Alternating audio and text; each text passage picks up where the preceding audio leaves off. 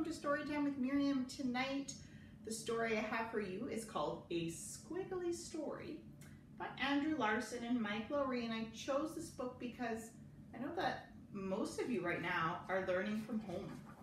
And so this is kind of a story about, a child who is learning to read and write. So I thought you might enjoy it. Here we go. My sister loves to read big words and little words. Page after page, word after word, my sister loves to write. Big words and little words, page after page, word after word. Sometimes I pretend I can write too. Big letters and little letters, swirl after swirl, swiggle after squiggle. What are you doing? I ask one day while we're sitting at the kitchen table. I'm writing a story. I wish I could write a story. You can, it's easy. How? I know my letters, but I don't know very many words. Write what you know. Every story starts with a single word, and every word starts with a single letter. Why don't you start there with a letter? So I get my crayons and pencils and a pad of paper and I start to write. I start with a single letter. It's an easy letter. That's a good beginning. Now what? What's going to happen? How should I know? It's your story. You're the boss. I'm stuck with what happens in my story. I draw a circle. It's a soccer ball. Then I write another letter. It's you, I say to my sister. I'm playing soccer with you. Great. Where are we playing soccer? Maybe we're playing soccer on the beach, I suggest. We've never played soccer on the beach.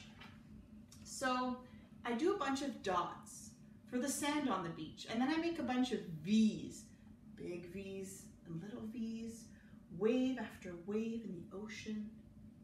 Now what? What do you mean? You have a beginning. Now we're in the middle of the story. Something else has to happen so we can get to the end. I'm stuck again. I start doodling. I doodle another V, but this time I doodle it upside down. Oh no, it's a shark. It's getting closer and closer. I flip the page. I get away from the shark.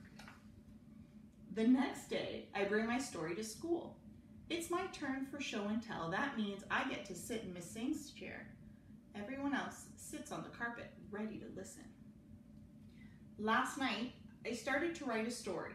It's sort of squiggly, but here it goes.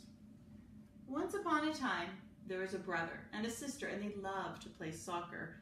One day, they had an idea. They decided to play soccer on the beach, so they went to the beach and they played soccer. And then they noticed something coming toward them in the water. It was a shark, a real live shark. It was getting closer and closer, and it was getting bigger and bigger.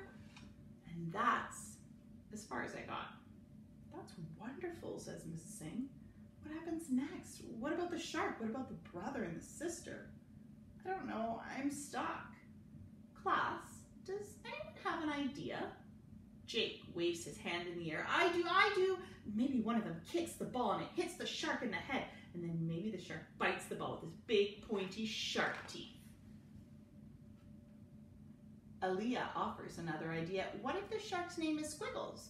What if Squiggles is a vampire shark, and what if she invites the brother and sister to ride on her bike, and what if they become a vampire family and live forever? Vampires can't swim, everyone knows that. Of course they can swim. Vampires can do anything. But it's my story, and I don't want vampires in my story. If I was writing a story, I'd have a lot of vampires. Well, then you should write one. But I like yours. That night after dinner, I sit down beside my sister. Her face is buried in a book. I've been thinking about my story all day, and I still don't know how to end it. Remember, you're the author, she says without looking up. You can do whatever you want. So I get my pencil and I start with a bunch of stars. And then I add a few exclamation marks. My sister told me exclamation marks make things exciting. She's right, it is exciting. I add a couple of slanty lines. What's going on? Asks my sister looking up from her book. It's nighttime. The stars are out. The shark has gone away. and we decide to take a walk on the beach, and that's when we discover this giant rocket ship. That sounds cool. And then what happens? We hear a voice. It's counting down 10, 9, 8, 7, 6, 5, 4, 3, 2, 1. Blast off! Not yet, I say, adding one more squiggle. Just before the rocket blasts off, we spy a Martian looking out through a window, and the Martian invites us to climb aboard. That's a great ending. Now I have an idea for my next story. It's going to be about a boy who climbs aboard a rocket ship and takes a trip to Mars. And I think I know just how to begin. The end. I hope you enjoyed this story. Have a great sleep, and I'll see you tomorrow night for la lecture, l'heure de la lecture. Night, everyone.